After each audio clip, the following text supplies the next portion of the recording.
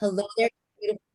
Oh, hello there, you beautiful soul. Welcome back to another Culture Talk segment with your host and founder, Rebecca Munoz of Cultured Society.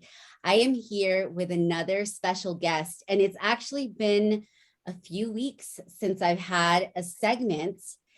And I just wanted to take some time off to figure out the direction of this series. But it just so happened that I have been introduced to some amazing souls that are going to continue this series moving forward just the way that I anticipated it when I started it.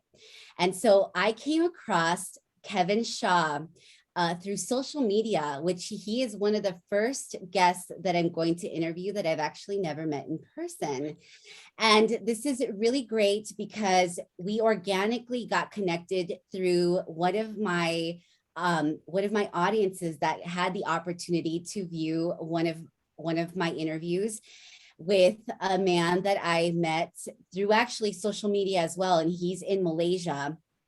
And so it's just so beautiful how when you are open to organic and authentic connection, how the universe really just brings you together with the souls that need to be aligned with your journey moving forward.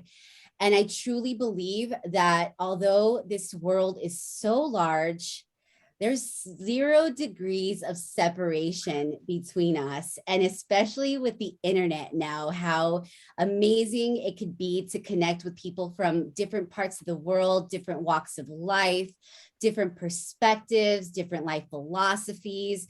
And this is really what Cultured Society is all about. We like to say that we're so different, right? But at the end of the day, we all come from the same place. And we have a specific DNA code designed for each individual human being. As we maneuver through our human experience, we may be doing very similar projects. We may be doing similar types of work in this life, but nobody is going to do it like you're going to do it. And because this world is so large, we definitely have a mission field that we need to maneuver through to be able to reach so many more people collectively. So I'm so honored to introduce this guest today because he is just doing some amazing work in this world. And I'm just so excited to introduce him and to introduce his life philosophies and everything that he's working on currently. So I want to go ahead by introducing Kevin. So Kevin Shah, also known as Captain Empathy, is focused on creating a world where people seek to understand one another by making empathy a daily habit. He believes empathy is a superpower we all can learn and become superheroes. He comes from the intersectionality of the tech product leadership and empathy and safe spaces facilitator to create the world's first and only empathy gym platform called Joggo to build the empathy muscle. He is the CEO and co-founder of Jaago and also works at T-Mobile to build IoT products for families with T-Mobile. Jaago's mission is to create a world where people seek to understand one another by making empathy a daily habit, which is definitely something we need more of today. So it is my pleasure to introduce the amazing Kevin Shah. Thank you so much for joining me today, Kevin. Oh, thank you so much, Rebecca. It is an honor. I just learned that I was the first guest who's you've never met in person, and I'm still like so excited and honored about that. And I'm anxious to get too deep with you and just have this conversation. I think it's really powerful and love the work and the impact you're making in the world. Thank you so much. I really appreciate that. And if you have not had the opportunity to tune into these conversations, there is a variety of conversations on this playlist where you will find multicultural conversations from people from all walks of life that I have had the opportunity to commune with through about the last 25 years of my life. And I have come up with a series of questions that are all the same. However, these conversations unfold in such a different manner because, of course, yes, we I like to say that we are all the same and we are all one, and we all play a specific role in this world. And some people may disagree with that. However, we all have a very specific DNA code, like I said earlier, and we all have different perspectives, different perceptions of life. And in reality, we are all living in a very different dimension of time. Kevin today is actually stationed in Seattle, and I am in Las Cruces, New Mexico. We're in different time zones and we're experiencing very different life experiences. So it's always really great to have these conversations unfold in such a unique manner because I think that it's so important, just like the Joggo philosophy is that we really need to learn more empathy and compassion, and it's really important for us to give space for people to share their stories, to share their life experiences without judgment, and to just be able to sit and listen and to understand, not to respond, not to react, but just to have a conversation, right? To have a conversation and just to learn something new. So I'm really excited to have this conversation with Kevin because I know that he has a completely different life experience than I do, and then a lot of my guests have had. And so it's going to be really great to learn from him today. So I'm so grateful. And I want to start off with the first question that I obviously asking everybody. And this is a really good one because we are not talking about life philosophies as often as we should. And so I really want to understand, Kevin, what is your life's philosophy? Yeah, the way I thought about it, my life's philosophy right now is, and I say right now because we grow as people, and so we that grows, but um, is optimized for happiness as long as it does not intentionally or unintentionally harm others. So optimize for happiness, and so what that mean like breaks down to is if we focus on our happiness, and if we are happy or we are working towards our happiness, happy people don't hurt others, happy people don't harm others, happy people work to help the community, want to lean in because they want to share, they see how awesome happiness is, and they want other people to have that feeling because happiness wants more happiness around them. And so parts of that is when you think about when we sort of break that down is how do we achieve that is remove shame. Shame is something that we are sort of brainwashed into from childhood by our parents, by generational trauma.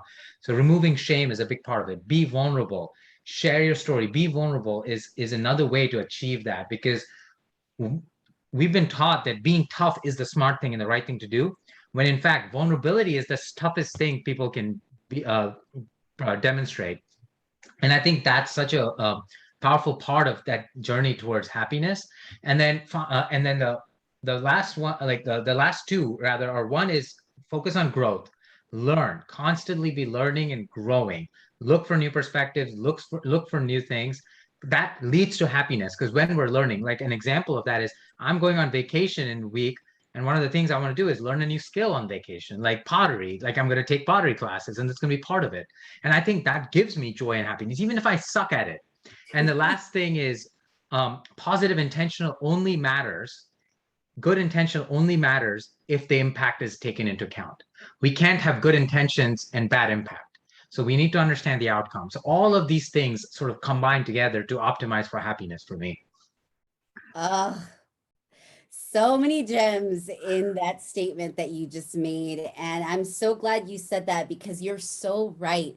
Happy people thrive on making people happy. And when we focus on happiness, and it doesn't take a lot to be happy. I think there's so many people that think that they have to consume and have more and do more. But when we just focus on the fact that we just have breath alone, right? Like that is the most abundant aspect of being alive on this planet. And that in itself is joy and happiness. And you're right. Like we continue to give that back, and we continue, it's like a domino effect, right? Yeah, yeah, like you said, if I'm happy, I want to be around other happy people, and if I'm not around that, I want to help them. And so I have friends like who's recently shared that he's really not happy at his job, and it's stressful and it's sad. He wants to do it, but the team is great, but the work is hard, and like not hard in a good way. It's hard in like a toxic way, in a bad way. And so I wanted to like I felt like he's a friend. I want to like so I've started using my network to see how can I help him find a job and get him out to a space where he might find something that truly makes him happy. And it was part of my happiness to do that. It brought me joy. And so using that example, I do think that when people are happy, they want other people to be happy, and not want to limit other people, restrict other people, harm other people, even unintentionally. So true. It's so true. And you did mention about the evolution, right? Because we're a never-ending evolution. And maybe at some point in your life, you might have not had the joy and happiness that you have now. So tell me, like, how has that philosophy evolved for you over the years? This moment that I am in right now, this is a function of the pandemic, staying at home, reflecting, having time back, and a big change. And I'll tell you a little bit about that as I talk through my story here. But I was definitely a very sad. Like I hated myself, a lot of inner insecurities.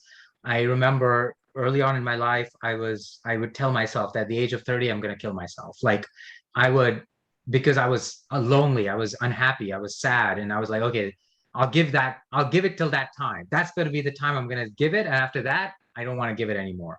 Now I'm going to be 35 soon, so it's great, but the piece that I think that was for me how it's evolved is I used to chase I used to chase the American dream, or that money, or that retirement. Give me the millions of dollars. I want that millions of dollars.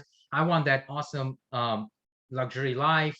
And I was chasing that at all costs of my authenticity, all costs of at my values. I gave up parts of, I'm a gay man, I'm an immigrant. So I would make fun of myself doing the Indian accent, and all the white people in Florida loved it and they would laugh.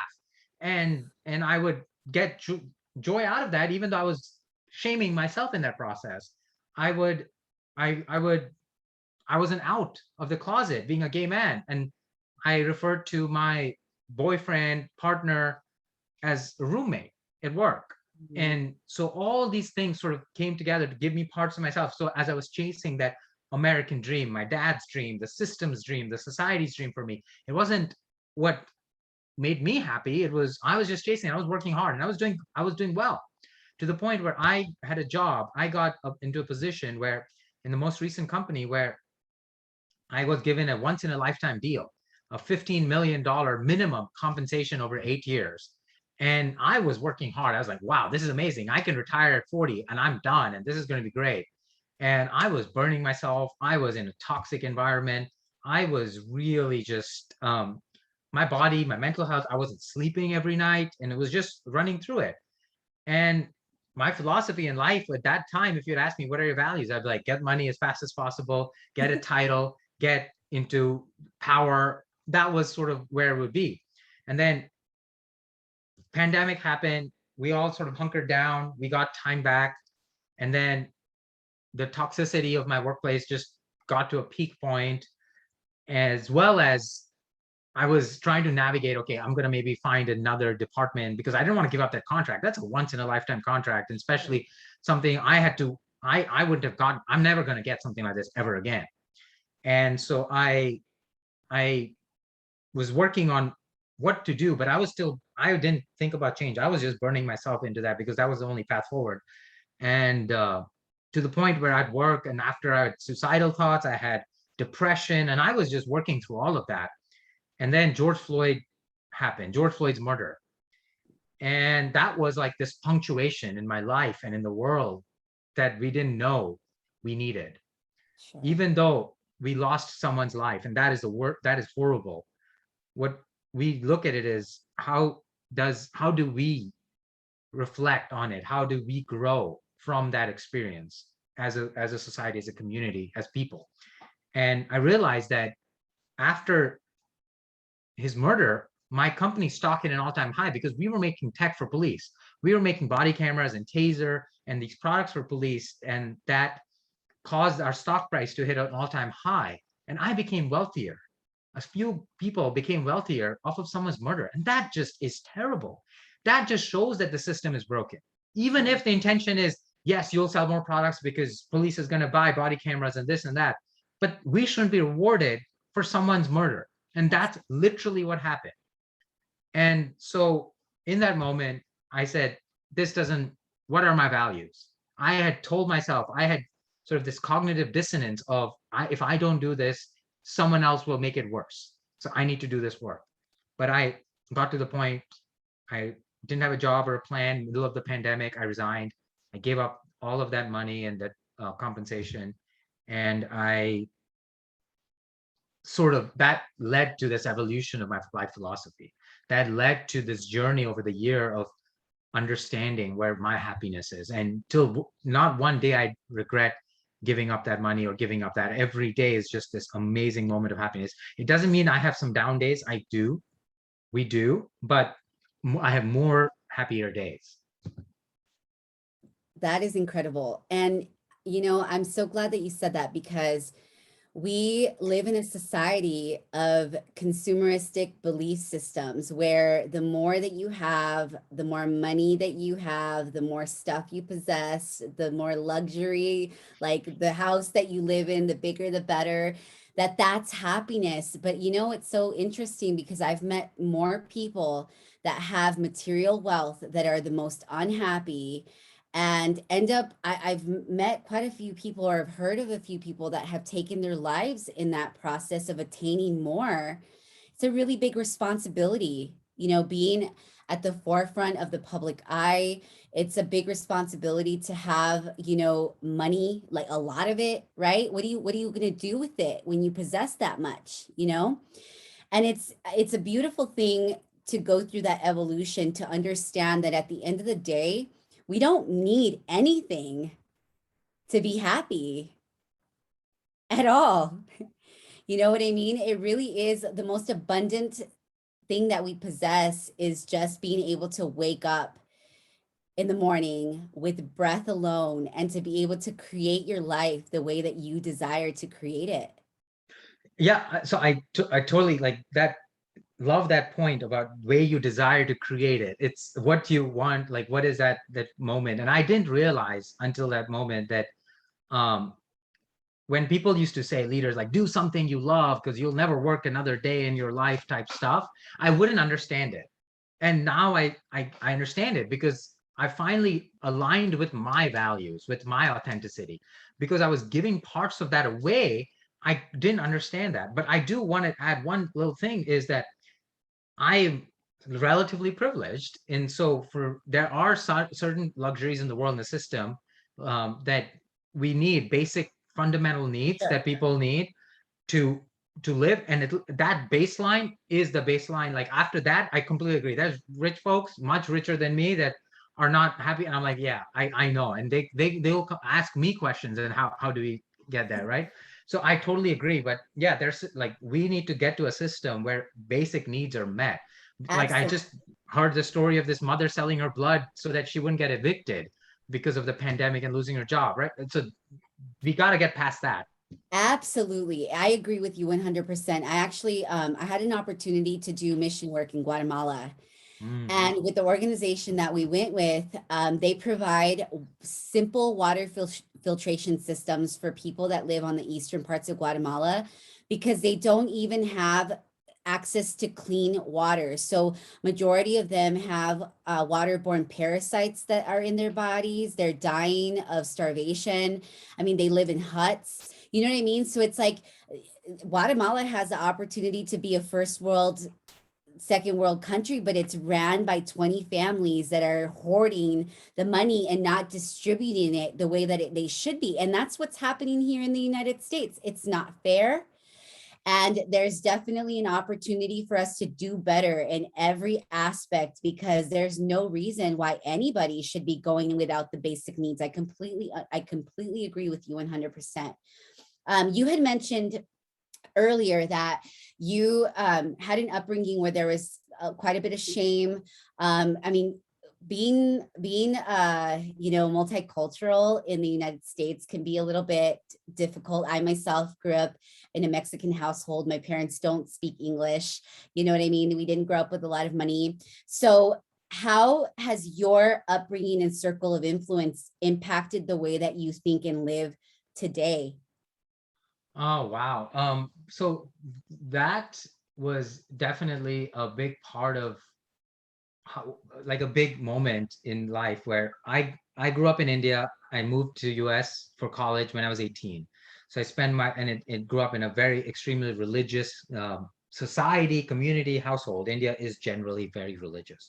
Everything is threaded through that. But um, I got to go to a privileged school, one of the top schools in India. So that was something that gave me that fundamental boost of great English, fundamentals that helped me with SATs, all these other aspects, but also um, access to a very diverse set of experiences Mm, through that school. But what I did not have is myself throughout that. I was never myself. I never had close friends. I was lonely throughout. I didn't have my own community. Being gay was so underground. It was so underground. Like I later on in my life, I think at the last 2 years of my life in India is when I had a gay friend that was close. And that was like one or two, and that's it.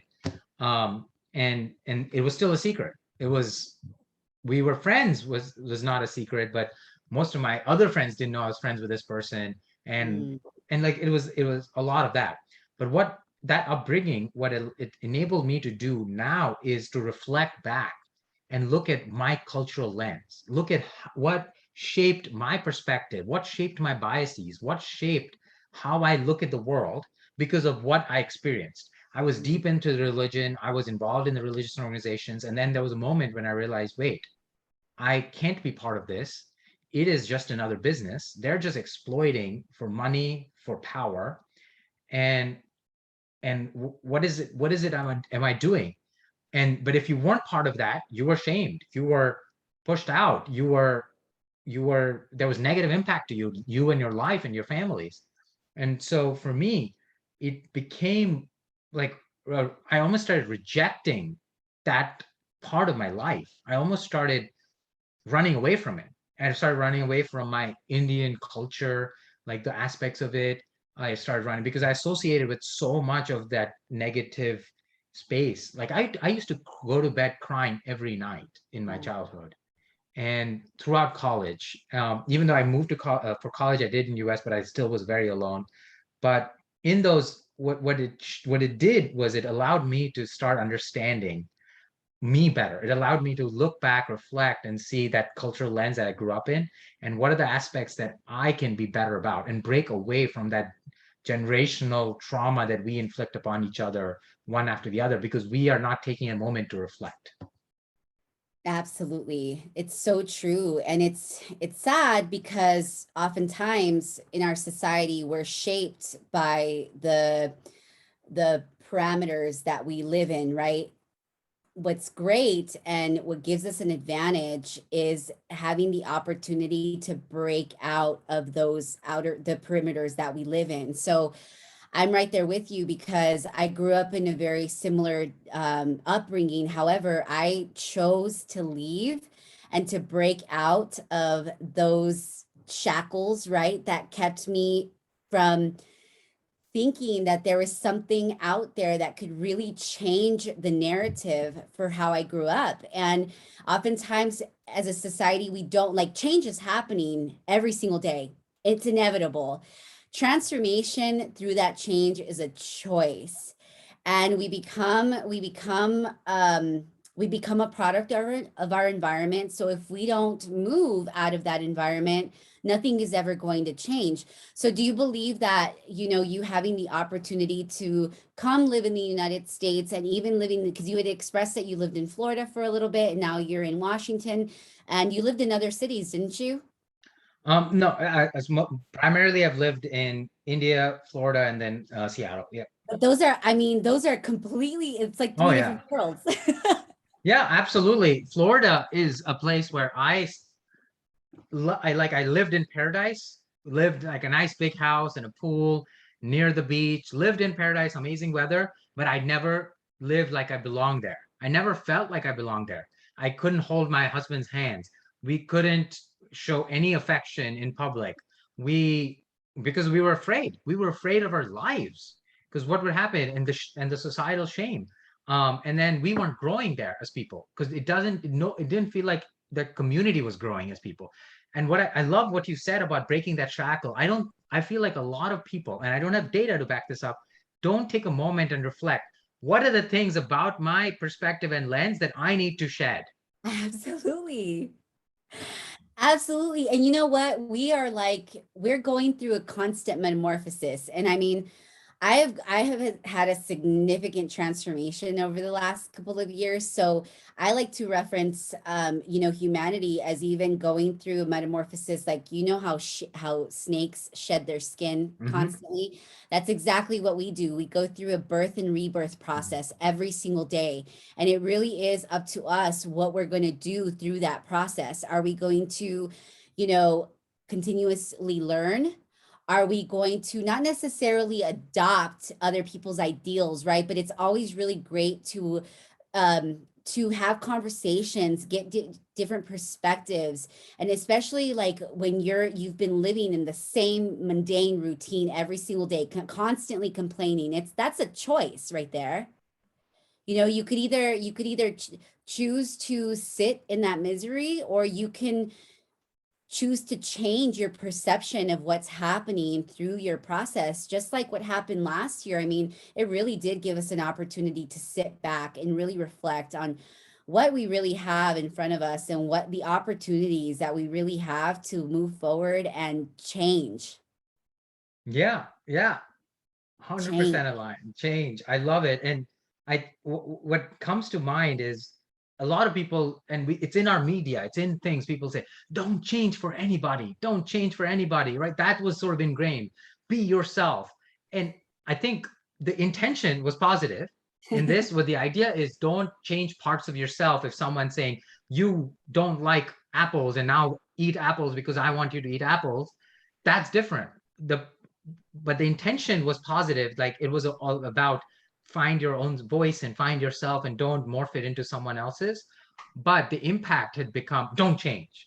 Because, and versus it should be our authentic self is ever growing. And that's how I introduced myself. I said, I am not afraid to share any part of my ever growing authentic self with the world. And that's how we should look at it, is that every day you are a new authentic person and you are grown because of your experience from yesterday. Absolutely, absolutely. My father says that we are the architects of our destiny. And we are literally creating our destiny as we go. So every single day, we have the opportunity to wake up and create a new experience. Hmm. Yesterday is history, and tomorrow hasn't been created yet. So we are literally having the opportunity, second by second, minute by minute, hour by hour, to make choices that are going to create something so abundant in the future. And, none of us really know if we're going to even be here tomorrow. You know what I mean? So Agreed. Yeah. it's not like we definitely have a freedom, but we shouldn't use our freedom just to do whatever we want to do. It really needs to be to create with more intention so that it could benefit the greater good of all, just like Kevin is doing. I mean, this Joggo app is so selfless. It's such a selfless act of kindness that really can open up people's awareness to what's really happening in this world, because everybody has a story that we need to share, and it's so important. And that goes into my next question. Do you believe that your line of work infects our society with positivity? And if so, how so?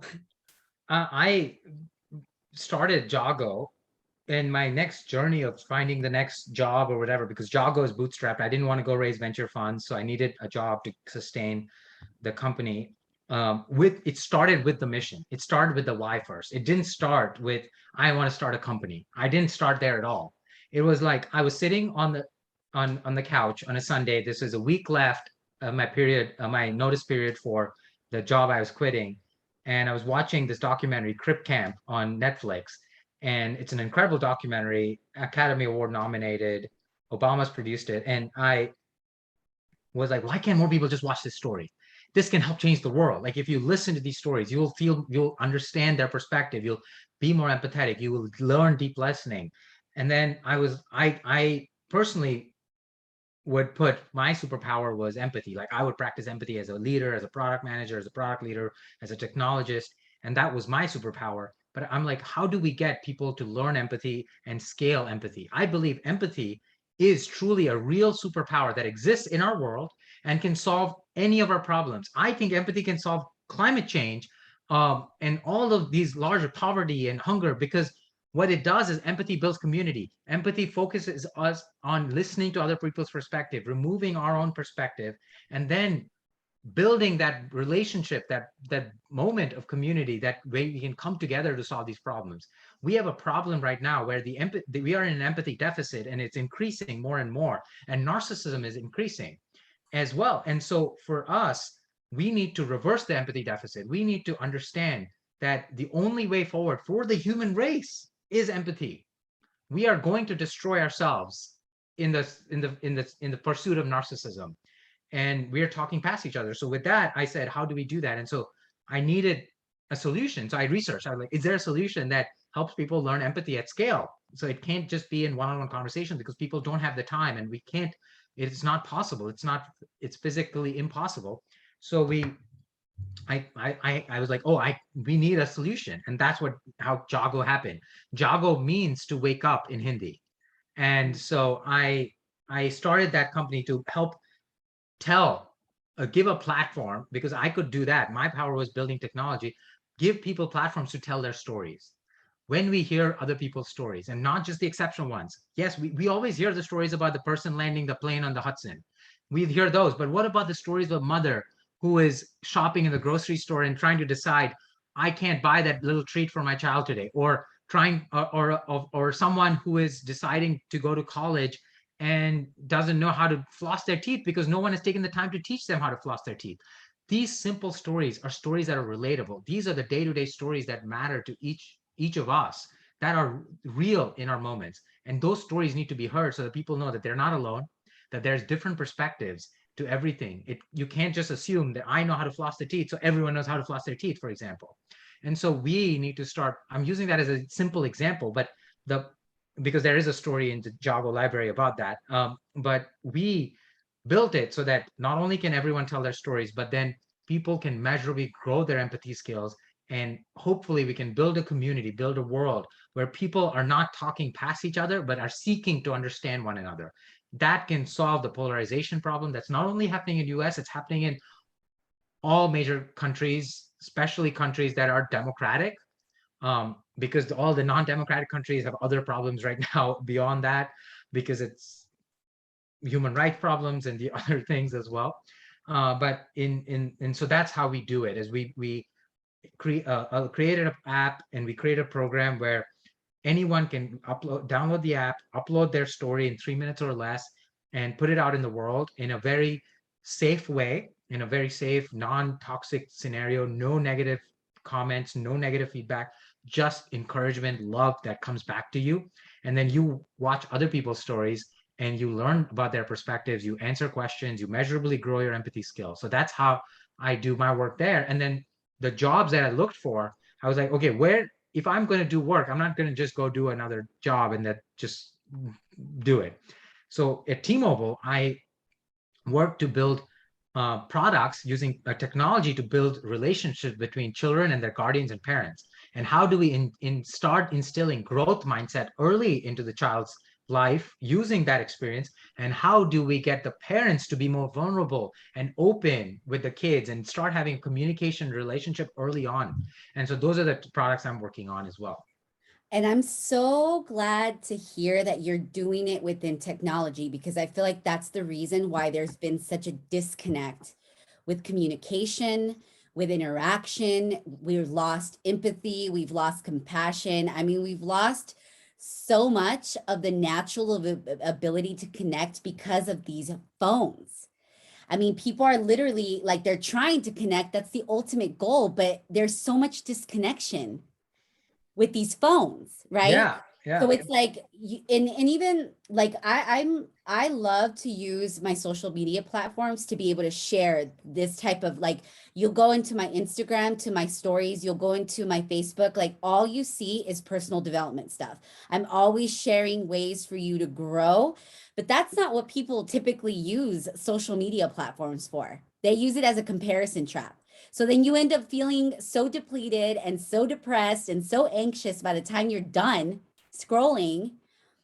So it's so beautiful to be able to, connect with somebody that is using this technology for something greater than that, because we definitely need to have the space to be able to create stories, to tell our stories, and to not feel afraid that somebody's going to mock us or judge us or shame us for speaking our truth. Yeah. And so many people have come to me and said, Kevin, my story is not that great. It's not that interesting. And I tell them, I'm like, no, this is the problem. This is what the systems has told us, that your story is not interesting. Everyone's story matters because each of us come from a unique lived experience, and our stories matter. Even if you don't think it's interesting, other people will find value in there. Just the act of telling your story and being vulnerable in itself is impactful beyond just everyone else having a chance. So take that leap, take that courage to do that.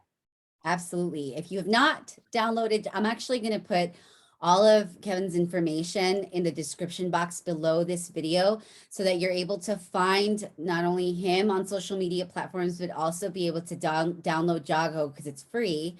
And it will give you an opportunity to develop your empathy muscle, which is really great. And it's not meant to take you much time throughout the day, 3 minutes a day Three to listen minutes a to a day, that's story. all we ask. And then upload a story once a week. And if you feel encouraged and empowered. But yeah, it's literally, we don't want you to binge this. We don't, because binging is bad. What in this case, you want to take the moment to go away, reflect, think about it, mull over it, and then come back to it the next day.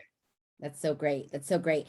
So, well, this goes, I'm sure you already answered this or you did already answer this, but I want you to go into a little bit more depth because I know that there's quite a bit of people in our society right now that are looking for purpose and to feel more aligned. So, do you believe that your work that you do every day is aligned with your calling and higher purpose? I definitely think that, and the way I know it is because I don't feel like it's work. It doesn't feel like work. It just feel like every day, even like my work at T-Mobile and my work at Jaago, and I do this. I essentially do two full-time jobs in a day, and it doesn't feel like work. And it feels just every day, every meeting I take, or every moment, an impact I'm making. Because Jaago, the way our business model is set up is we're targeted towards companies. It's free for everyone. I don't want to use the word consumers. I want to use explorers. I want to change the definition of consumers to explorers. We're all explorers now, and let's not consume, let's explore. And so I target towards companies, and it doesn't feel like work. So, and I love that. I love that it is just something that I get to be my whole self all the time. And that's why I know that it's something that I am excited about and it aligns with my values. That's when you know that it is something that is to their purpose. Are you able to be your whole self in the work you're doing? Or are you trying to convince yourself it is? And that's the test you want to do. If you're doing some work and it hits some resistance, are you trying to convince yourself, oh, I know, but are you giving an excuse?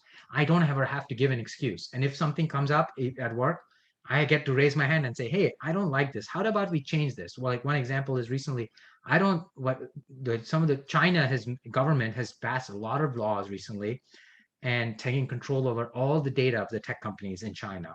And the regulations they're pressing, they're basically realize that tech is the next superpower in the world. So they're taking control. So all tech companies will start becoming more private, public and part of the government. And I'm like, wait, this is a problem. We need to protect our people's data. We need to protect the privacy. We need to protect this folks. So I'm raising the hand. I'm like, how do we stop being dependent on China? Because what we did in the pursuit of money and profits in short term with capitalism is we've said let's go everything manufacturing China, and now we don't know how to manufacture technology. Who Mm. does? China does. And so they are at the superpower, they're in the control seat. So now we need to start working towards undoing that work as well. So these are the moments where I know I am aligned with my purpose because I get to not convince myself that I'm doing the right thing. I get to do the right thing. That's beautiful. When did that did that shift for you just last year? Yeah, yeah. 2020 is when like I'll remember I'll share the story. So when I joined this tech company for public safety and I've been making tech for police, 2 weeks in, I joined for the body camera team. 2 weeks in, the company asked me to take over their taser, the weapon, the electrical taser weapon software products. And I, I, s- I, w- I was like, okay, it's a great opportunity, but I wanted to think it over the weekend. So over the weekend, I was thinking over it, and I talked with my husband, and we're like, oh, I don't know if I ever want to work on a weapon. At the end of the day, even though it's the goal is to obsolete the bullet, even though the goal is to not have guns on the force, but use tasers instead, because it doesn't kill people, it's still a weapon. It still Sure. gives pain. And I remember very vividly convincing myself, saying, if I didn't do this, then they would still use guns. So I need to go do this.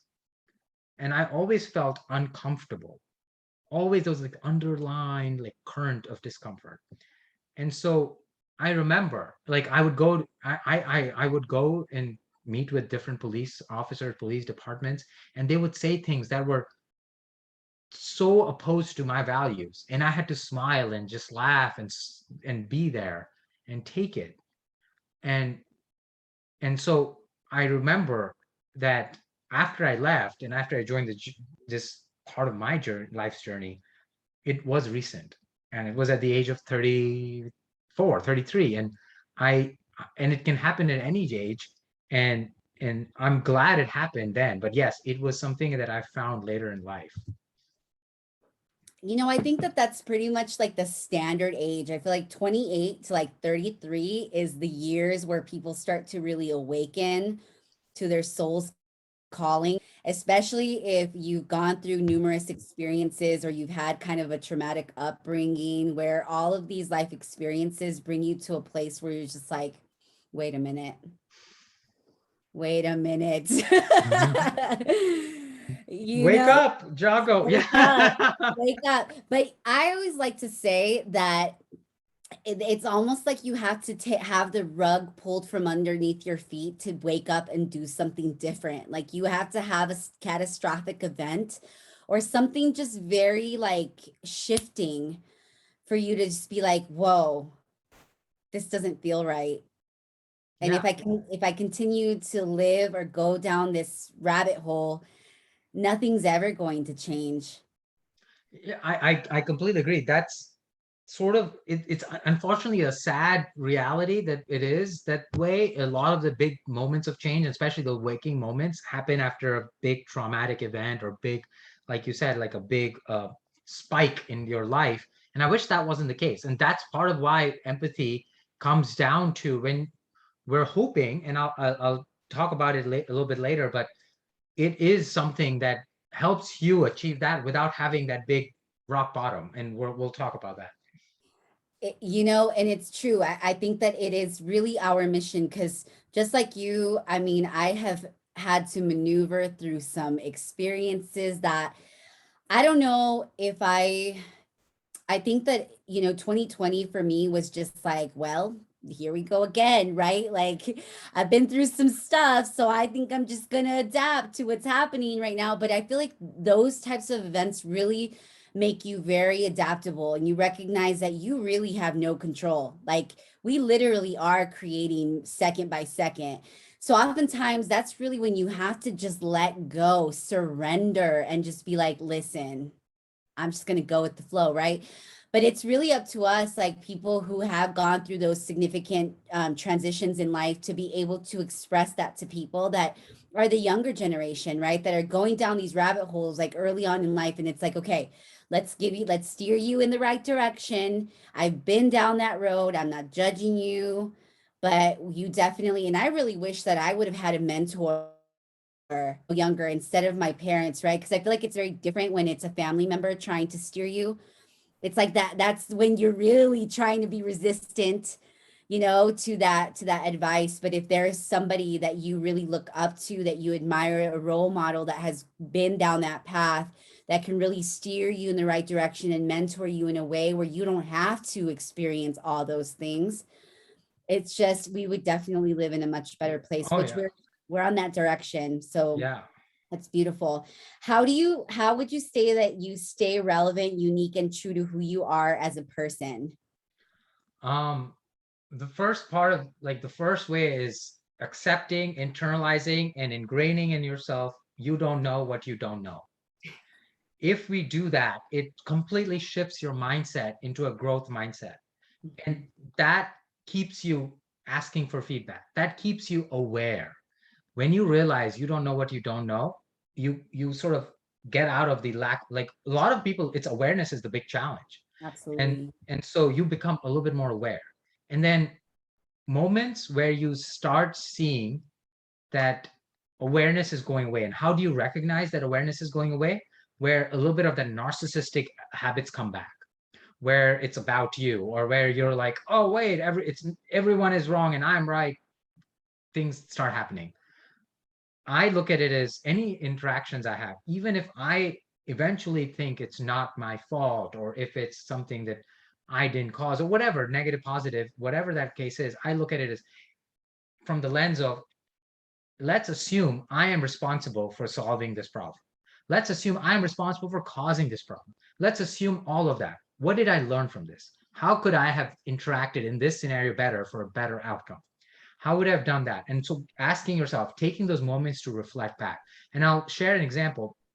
Just this week, a friend, I haven't talked to in a while, but a close friend from high school who I'd spent a couple of years with, um, who I learned on Facebook that died. He was 35 and died, and I was just shocked. And then I wanted to call my mom and talk to her about it, and because she knew him as well. And so I called her, and her first reaction to me was, and she asked the question, was like, do you have any regrets because I didn't talk to him for a long time or something? And I said, I don't have any regrets. And then immediately she told me, um, because you don't know how to continue or maintain relationships, and just start accusing. And I'm grieving, I am dealing with this situation. I just learned about it the night before, and I was in that moment. I After the call didn't go well with my mom, but after the call, I sat with my husband and I called him and I was like, hey, I want to talk this through with you. He was at work, and then we talked later in the evening. And I was like, what could I have done differently? Should I call my mom and change this narrative? What is it? What are the mistakes I made? And those were the things that helped me sort of keep me aware, by asking yourself, what could I have done differently? What did I make mistakes? And so those are things I true to myself. And that any moments where I feel that I am, um, my authenticity is challenged, or things that make me happy is being challenged, I explain it. I explain my why. Like when a friend gave me feedback, a close friend is like, Kevin, um, it's great that you care about all these things, but I when we're all hanging out and playing games or social things, I wish you wouldn't talk about like white supremacy and all these different topics, because we all agree with you. We don't want to spend time thinking about, this is our sort of downtime. We want to not think about these heavy topics. And it was like, well, I care about these things, and that is part of me, and I don't want to change that. So I explained to him, I'm like, but this is a safe group of friends. You are my closest friends right now, and I use you all as my coach, as a testing ground for these ideas, so that I get the courage to go and take it to the world and be loud and speak up and change that world and share my perspective. And that let that person understand that I was coming from that perspective, and that changed the narrative and allowed me to stay true to who I was. Yes. Yeah, that's very true. And this is another reason why we're having these conversations, because we should definitely have a space where we can share these experiences, these thought processes, without feeling like we need to numb ourselves or shut ourselves off from being able to express that. Although it really is up to us, with the awareness that we have, to be able to know when and how and whom to have these conversations with, because not everybody is ready to receive it. Not everybody is going to be able to give you that feedback that you desire to have. I mean, we all desire words of affirmation. I believe that that's everybody's love language, whether they think it is or not, right? Everybody wants to be affirmed in some way or another. But it really is up to us. It's our responsibility to know who to have these conversations with, because oftentimes with friendships, we tend to use them as dumping grounds, and it's not fair for the people who are receiving it. You know what I mean? And even like the way that your mom had expressed about how you don't know how to maintain relationships. Well, that's not always the case, because we're a constant evolution, right? And if we have a growth mindset, or we're transitioning to different phases of our life, oftentimes we're going to leave people behind, and it's never really anything personal. No, and it wasn't like I know when I visited India, I went spent time with him and that friend, and that's irrelevant. None of that is relevant. It wasn't. It was my relationship with that person. It is not my mom's place to judge that relationship in any way because it was our personal relationship. And so Absolutely. I completely agree. And relationships don't always have to last for the full lifetime. Some relationships are in that moment, and then you learn, you grow, you all both grow, and maybe you come back together, maybe you don't, but you stay in touch. And now we have platforms like Instagram and social media, which allows us to passively stay connected. Absolutely. It's very, very true. And it's so important that what you said about really understanding who you are as a person, and not really trying to mold yourself to anybody's ideals. Like, you really stay true to yourself, authentic to yourself, and being able to speak your truth, even though it may not be relatable to a lot of people. But I think everybody that's in that realm, right? Again, why we're having these conversations, to be able to create space, to be able to listen, even though we may not agree 100%. We can agree to disagree, but we still respect each other. We still respect each other, and are able to really create space for us to be able to express what it is that we're experiencing and feeling. So that's so good. What practices do you implement to stay grounded and divinely connected to yourself? Um, I do a like there's weekends that are planned where I spend time one on one, no devices, no phones, no Netflix, nothing, and we spend like 10 hours, like a whole Saturday, just my husband and I, and we have music in the background, and then we talk, and we just talk for 12 hours. We talk through childhood trauma, we talk through things we're navigating in life right now. Why is it? And we've been doing this, and this has only been an opportunity for us since the pandemic. And those really allow us to be grounded, allow us to grow from those moments. And real in understanding that this is beyond this movement that I'm on is more than me. It is not about me. It is about a community. It's a community movement. And so keeping reminding myself that, because it's sometimes when you do get some attention, it becomes exciting. You get, oh, I'm getting some recognition. You end up sort of navigating towards that narcissistic model, versus keep reminding myself that I am community is the only way, and the way we can solve this is a community movement. And so reminding myself those and setting out time. And I had one last weekend was one of those days where we just spend, and we do it once every 2 months, and we spend that time just together all day and just really talk and reflect and share moments together. And do you do that with yourself too, um without? i I am always thinking, the way my mind works is I'm always, if I'm on myself or if I'm walking my dog, it's just processing and thinking through and reflecting. But those are for my husband, because we sort of bounce off of each other, because Sure. we ask each other questions, and that leads to more of that conversation, and it's a different perspectives, almost like a therapy type Sure. scenario. Yeah, no, that's great. That's great. I mean, we definitely need a sounding board. It's so important. And it's good that you have that with your partner, because oftentimes going to therapy and having, some complete stranger, it's always great to be able to have that safe space with somebody that you really Yeah. like coexist with and live with on an everyday basis. It's such a beautiful thing to have. What words of wisdom would you give to those seeking a deeper understanding of themselves? um Definitely internalize, I don't know what I don't know. I don't know what I don't know. Really internalize that, I would say. And the next thing I would say is tell your story. Even if it's not into Joggo or to someone else, tell it to yourself. I learned through my work, people don't take the moment and just realize what their story is. When you tell your story, you realize parts of yourself that you didn't even think about.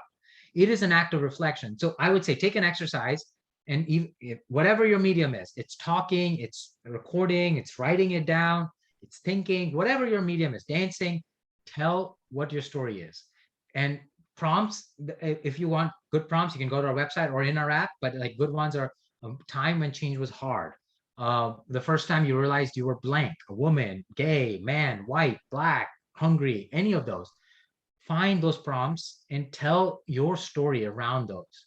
Tell yourself, what was your story of growth? What is a moment that was important to you in life? What is a person that was important to you and why? When we do that, that allows you to find yourself.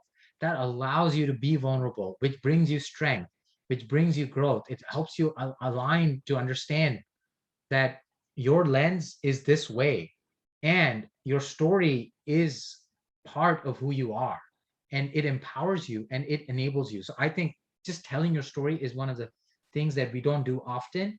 We only like listening to other people's stories, but being vulnerable and telling your story is powerful. I was just messaging with someone today who uses Joggo every day, very, very habituated. And I asked him, like, have you shared, I would love for you to share your story. He's like, oh, I'm working towards building the courage to tell my story.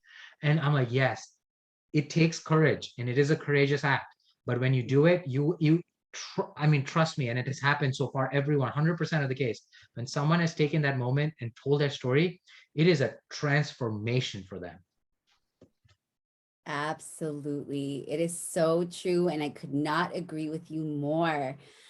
Self-reflection is the most important aspect of your life to be able to grow and transform. It needs to be something that you do on a consistent daily basis. And one of the things that I found that has been very beneficial for me is writing. Writing your story as its history. And then if you don't like your story, rewrite your story. One of the books that I absolutely love that is so impactful for me was Secrets of a Millionaire Mind. Mhm. And it taught me how to write my old money story to create a new money story. But it helped me to do that with every aspect of my life, because oftentimes we use our history as a means to say that this is who we are. It's never going to be different. But you have an opportunity to change your point and speaking it out loud, sharing your story out loud, sharing it with one other person, writing it, however you have to do it. It really allows you to just let it come out. And even it's so healing. You let it surface and you just let it go, and you don't necessarily have to not loud like be that it's a part of who you are, right? It's a part of your history, but it doesn't necessarily have to be who you're going to continue to be moving forward, especially if you have a traumatic story. You know, it's definitely so helpful, and I'm so grateful that you've created that platform for people to be able to do that. Yeah, thank you. And I agree with you 100%. I'm glad you shared that as well. And just taking that moment, take that time. When we talk about self-care, when we talk about that, we usually think about oh, well, let me get a massage or let me take a bath or all, and those are good things for self-care. But taking the time to write your story or tell yourself the story or put it in the world, put it out in the world, that is an act of self-care as well. Totally. It's the best form of self-care for you to be able to embark in every single day. It's so beautiful. So do you have any finishing statements? I actually want to know what your favorite book is, or what your favorite piece of literature has been over the last year or so. Yeah. So one of the books that I really gravitated to was Brene Brown's Dare to Lead. I think that was a very powerful book, and I really loved it. Another book is a friend of mine, Amy Wilson's book called Empathy for Change. I think that was, if I had to write a book on empathy, it would have been that. And I think it's such a great book, and it came out this year. And Amy and I, we do on LinkedIn a lot of activity. We're part of a collaborative to help around the empathy movement, and I think that was a very powerful book as well. And then as far as other books go, there are so many books from the lens of these leaders. Don't worry about, like I would say, when like Disney CEO's book or Bill Gates book. Don't worry about the person. Look, I got a lot of great gems out of those, and those are the things that really help, and that sort of put me on that path. But um, definitely there are some incredible books. I can send you some more so you can add in the description. Sure, that'd be great. Well, oh my gosh, this was so delightful. I'm so grateful that you agreed to be a part of this platform because your story definitely needs to continue to be told. And you definitely gave us a lot of nuggets of wisdom that we will be able to use in our everyday life moving forward. Just like Kevin said, I love reading autobiographies, and it's more so because majority of these people that are writing these stories are people just like you and I that have had so many life experiences, fallen flat on their face multiple times, and have just given themselves the opportunities to live life to the fullest. No zero given, right? Where you just do what your soul is calling you to do and actually writing about it, sharing the story. And that really is where the transformation happens. I love to hear people's stories, especially people that are out on a mission to just make a difference in people's lives. And this is what this gentleman here is doing. And I'm so grateful to have had the opportunity to share space with you. You are amazing. And thank you again. So, to all the people that are going to be tuning into this conversation and to the other Culture Talks conversations, take the time to really self reflect and just analyze where you are in your life and recognize that at any given point, you can change the narrative of your story and that you too have a greater calling and purpose over your life. You have a specific DNA code that was designed specifically for you, and it doesn't matter who else is doing it. Nobody else can do it like you. And you have an audience to reach, and people are waiting for you to tell your story. Until we meet again, thank you so much for joining us, and I will Thank you. see you soon. Peace.